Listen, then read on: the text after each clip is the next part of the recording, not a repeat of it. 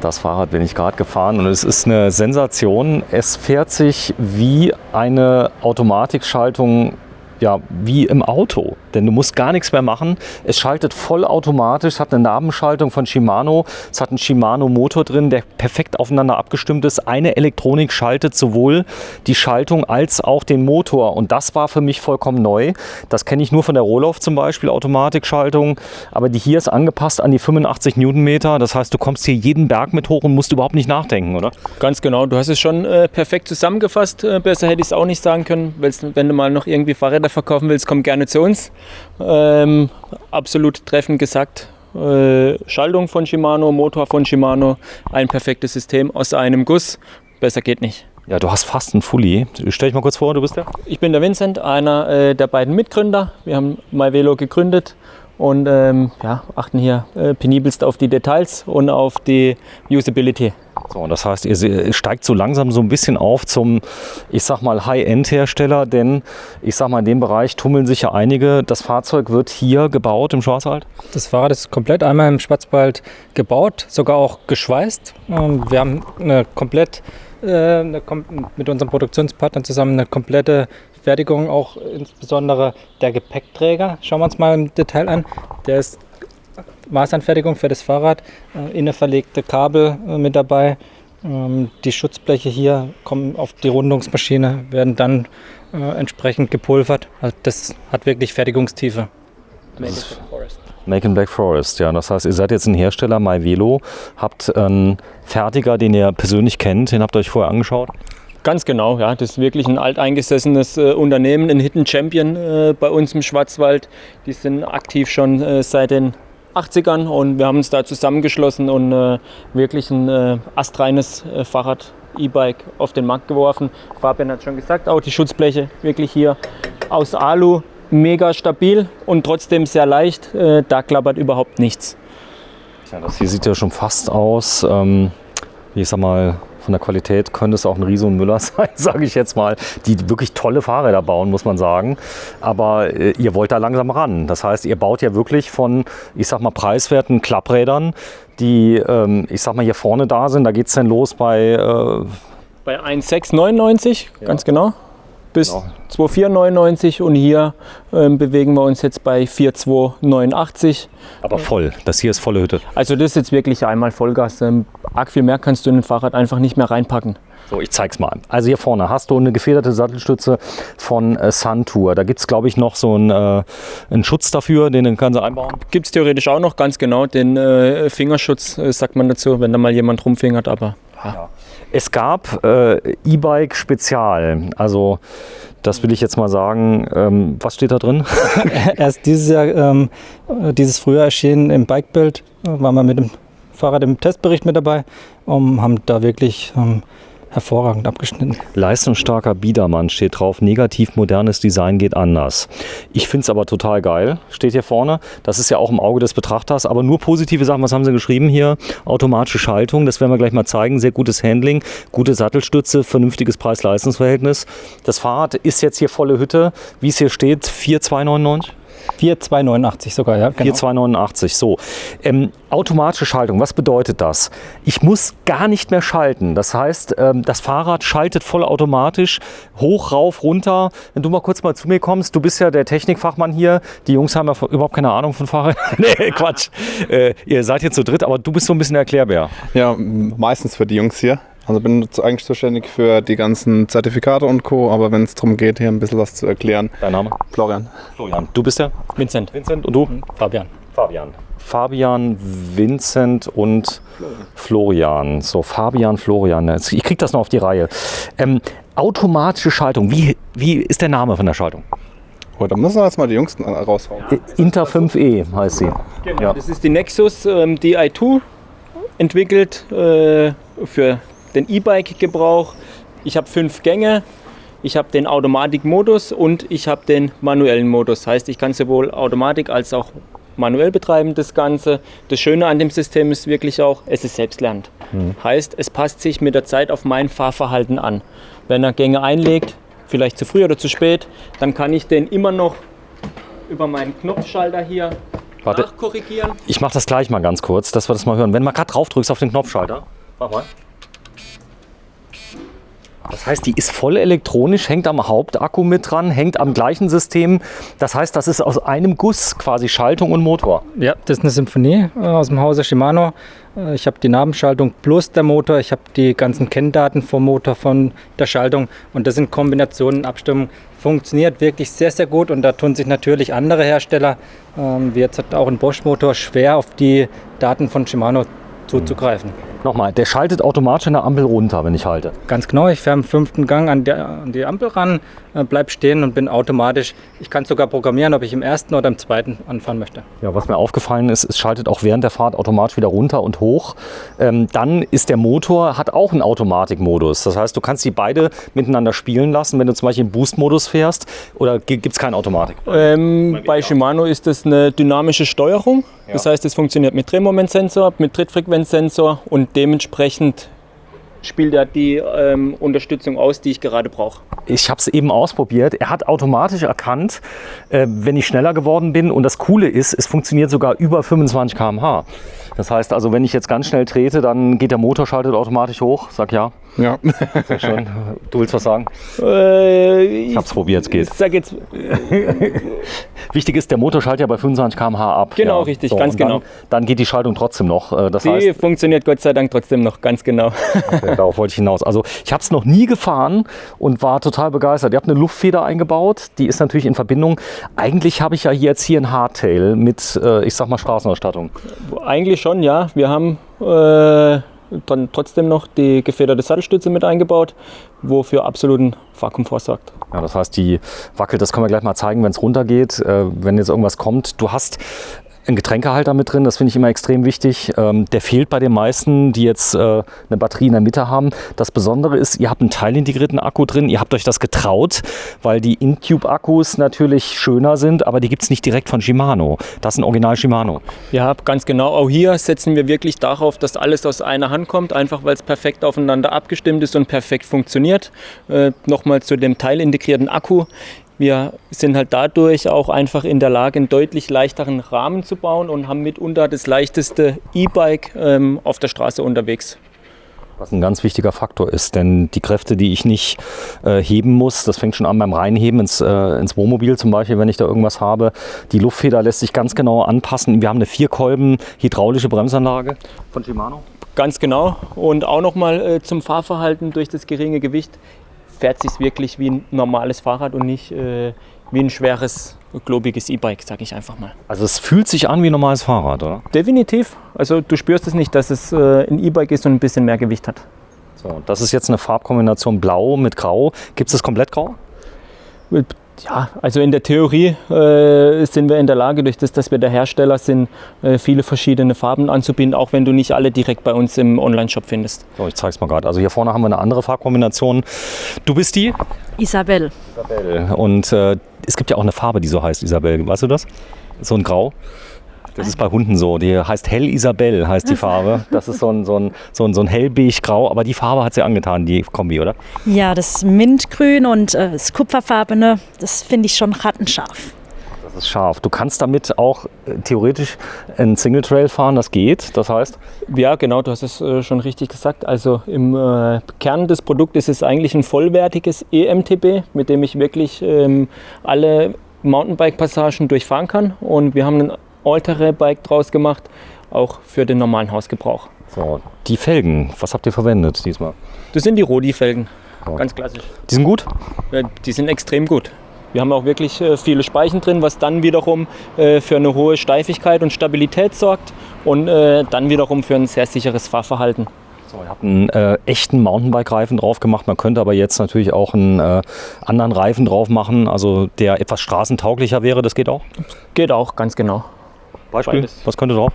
Wir haben den Supermoto, gibt's. Auf den wollte ich hinaus, das ist mir noch nicht eingefallen. Genau, Supermoto. Und was wir auch noch haben, ist der Schwalbe G1. Das ist dann quasi das Zwischending zwischen Vollcross und Straßenbereifung. So ein Allrounder. Was ich toll finde, der Vorbau ist verstellbar. Der ist vielleicht auch nicht unbedingt bei Mountainbikes immer der Fall, sondern du kannst die Geometrie einstellen. Ganz genau. Wir sind hier wirklich in der Lage, die ideale Sitzposition rauszusuchen für den entsprechenden Fahrer. So, die Luftfeder, man kennt sie, Mobile 25, eine extra Feder für E-Bikes, die mit eingebaut hast, die das auch ab kann. Du hast auch richtige Achsen mit drin, das heißt also wirklich, das ist ein Mountainbike. Definitiv, also das Teil gibt schon wirklich einiges her.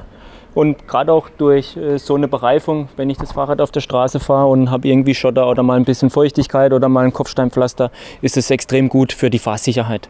Ja, Thema Lampen, es hat eine komplette Ausstattung, es ist fully equipped, ihr habt ein ordentliches Licht. Ganz genau, also wir haben hier von Busch und Müller wirklich die Premium-Lichtanlage einmal mit dran. So, auch hier haben wir nicht gespart. Wichtig ist, die leuchtet auch zur Seite und zwar Vorder- und Rücklicht, ist auch seitentauglich. Genau. Ihr habt Reflektoren überall, das heißt sowohl der Schriftzug ist, glaube ich, der reflektiert, Schwalbe. Ganz genau. Was mit hinzukommt, die Reflektoren sind jetzt hier nicht montiert, aber die kommen dabei. Ganz genau, das Ding ist einmal wirklich STVZO-konform. So, ich zeige es mal hier vorne. Farben ist extrem interessant. Das Ganze gibt es dann auch mit Kettenschaltung und gibt es als Trapezrahmen. Hier vorne haben wir es denn da. Das ist die Herrenversion, nenne ich es jetzt mal, aber wird auch von Damen gekauft. Also wirklich sowohl als auch, ich würde mal sagen, das Verhältnis zwischen Tiefeinsteiger und Trapezrahmen ist sowohl auf weiblicher als auch auf männlicher Seite ausgeglichen. Großes Thema ist Flattern. Da habt ihr extrem dagegen gewirkt. Ihr habt hier nochmal Zusatzstücke eingeschweißt. Das heißt also gerade hier der Bereich ist ja extrem belastet dadurch, dass hier getreten wird. Noch breiter geht es kaum, oder? Noch breiter geht es kaum und noch stabiler auch kaum. Ganz wichtige Stellen habt ihr nochmal überzogen mit einer Schutzfolie, die mit draufkommt, dass also Steinschlag und so weiter da dem nichts anhaben kann. Die Lackqualität, seid ihr zufrieden? Definitiv. Also wir haben hier wirklich hochwertigste Pulverlacke, die verwendet werden und die lassen wir uns auch ungern von Steinschlägen kaputt machen. So, das heißt, ich habe entweder einen Automatikmodus, das können wir vielleicht mal gerade zeigen. Du hast auf der linken und auf der rechten Seite jeweils eine automatische Anpassung. Ich habe keinen Seilzug mehr, was auch wichtig ist von Leuten, die das kennen aus, ich sag mal, einer Kettenschaltung. Da lenkt sich schon mal der Seilzug. Das gibt es hier nicht. Das ist eine elektronische Schaltung. Nee, also wirklich total komfortabel und auch extrem wartungsarm. Dann in der Hinsicht, ich muss die Schaltung nicht mehr einstellen. Das System kalibriert sich bei jedem Hochfahren selbst. Also es ist wirklich ein Hochgenuss an Fahrradkomfort. Ich versuche mal gerade die Schärfe zu finden. Warte mal gerade, ich mache das mal gerade. Jetzt hat er sie. Da ist er drauf. Die Sonne kommt nämlich immer näher. Das heißt, auf der rechten Seite, wenn du mal kurz erklärst, was ist da einzustellen? Auf der rechten Seite haben wir zwei Einstellmöglichkeiten. Wir können hier von dem Automatikmodus in den manuellen Modus schalten. Kann dann sinnvoll sein, wenn ich jetzt wirklich eine sehr, sehr lange Bergpassage vor mir habe, dass ich einfach sicher im ersten Gang bleibe. Okay, das kann ich jetzt praktisch Automatik machen. Wenn ich Automatik habe, kommt das A, wie ich das jetzt sehe? Genau, dann bin ich hier im A-Modus. Wenn du gerade umschaltest? Genau, das machen wir jetzt einmal hier. Das heißt, mit beide Knöpfe gleichzeitig. Dann bin ich hier im manuellen Modus und bin wirklich hier an der Hoheit und schalte die Gänge. Warte, nochmal, schau mal. Das ist geil. Das ist elektrisch. Ja, Tiptronic. Ja, ist aber cool. Das heißt aber, die Automatik entscheidet automatisch die Trittfrequenz. Das heißt, ich bin immer im optimalen Bereich vom Anfahren bis zur schnellen Geschwindigkeit. So ist es, genau. Also ich bin permanent im optimalen Drehmomentbereich und kann tatsächlich auch auf Basis von der Lernlogik, wo Vincent schon erklärt hat, da wunderbar abgestimmt auf mein persönliches Fahrverhalten. Ich zeige das mal. Ihr Lockout ist euch wichtig. Ihr kommt aus dem Profibereich. Da haben alle Fahrräder Lockouts, die auch fernsteuerbar sind. Was hat das für einen Vorteil, so ein Lockout? Ganz klassisch. Ich fahre jetzt halt irgendwie über den Kamm drüber und fahre dann eine Schotterpiste runter und habe dann Angst, den Lenker nochmal tatsächlich hier loszulassen und kann hier die Komfortzone dann am Lenker bedienen. Okay, also zusammenfassend. 4-Kolben-Bremsanlage, stärkster Motor EP8, made in Germany, made in Black Forest. Das Ganze bekomme ich einmal ohne Schutzausrüstung, das heißt als reiner Tiefeinsteiger. Ohne Schutzbleche habt ihr nicht, oder? Doch, auch. Doch, haben wir auch. Dann ist es wirklich das Palermo. Hier sind wir jetzt beim Palermo equipped. So, das Palermo habt ihr auch. Ist das drin? Kannst du mal gerade holen, das Palermo? Klar. Dass wir das mal schauen, also wie das aussieht, weil viele sagen, Schutzbleche brauche ich nicht, will aber trotzdem einen Tiefeinsteiger haben. Das kommt schon mal vor? kommt tatsächlich schon das ein oder andere mal vor, ja, kann man sagen. Gerade wenn ich jetzt ein bisschen sportlicher unterwegs bin und vielleicht ein bisschen mehr auf die Optik bedacht, dann kann das schon passieren. Das kann ich aber auch haben jetzt zum Beispiel mit einer XT-Schaltung, Kettenschaltung. Genau. Also wir haben auch alle Modelle quasi dann nochmal in der Unterscheidung Kettenschaltung und eben die Nabenschaltung, die elektrische. So. Die Steuerung wäre natürlich jetzt noch die elektrische Kettenschaltung. Die gibt es noch nicht, oder? Von Shimano? Die wird schon eingesetzt im Rennradsport auf jeden Fall. Und ich bin mir sicher, dass ja in den nächsten 2 bis 3 Jahren die auch im Freizeitbreitensport ankommen wird. So, jetzt brauche ich nochmal das Mädel. Das ist eine geile Optik, oder? Das ist schon heiß, ja. Das heißt also hinten, es hat noch ein Schutzblech, aber es ist wesentlich sportlicher von allem, oder? Auf jeden Fall, ja. Gut, dass ihr mir das gezeigt habt, weil das ist richtig, das ist das Palermo. Welches ist das? Das ist genau das reine Palermo mit den Shorties, also kurzen Schutzblechen und in dem Fall auch etwas sportlicherer Lenker, ein bisschen gerader an der Stelle wie jetzt beim Palermo Equipped.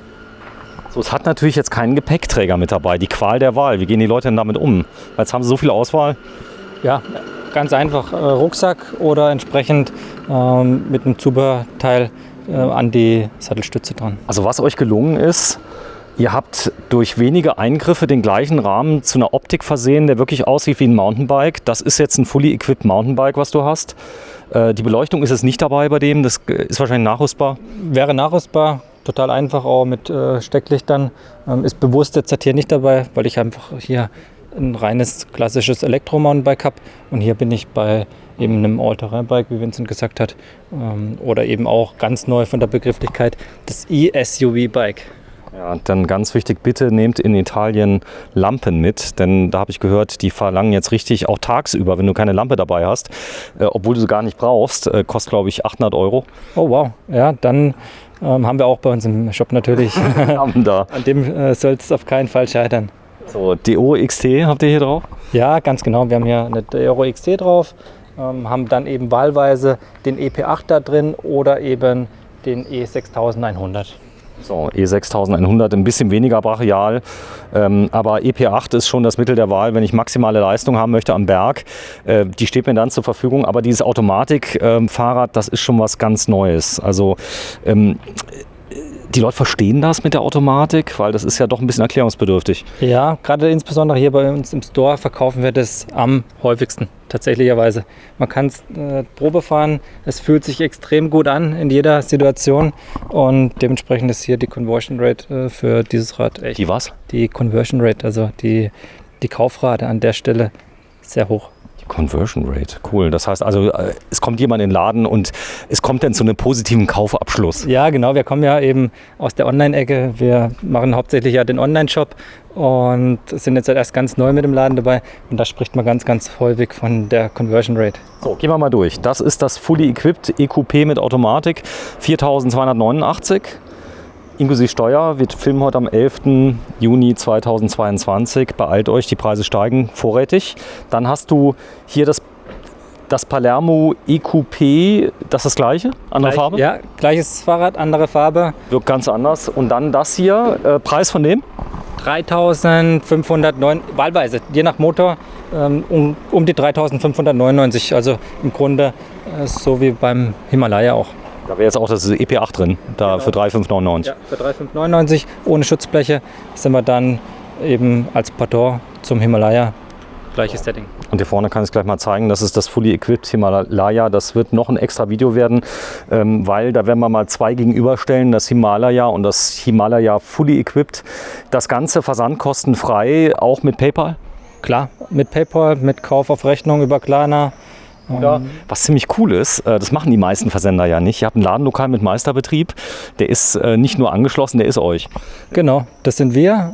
Da erreicht man uns natürlich auch die ganze Woche über. Abholen geht auch? Abholen geht immer. So. Abholen, davor auch Probe fahren, alles möglich. Alles möglich. Und das Ganze in, der Name nochmal hier? In Oberkirch. Oberkirch, das liegt hier im Badischen, so ungefähr auf der Höhe von Straßburg.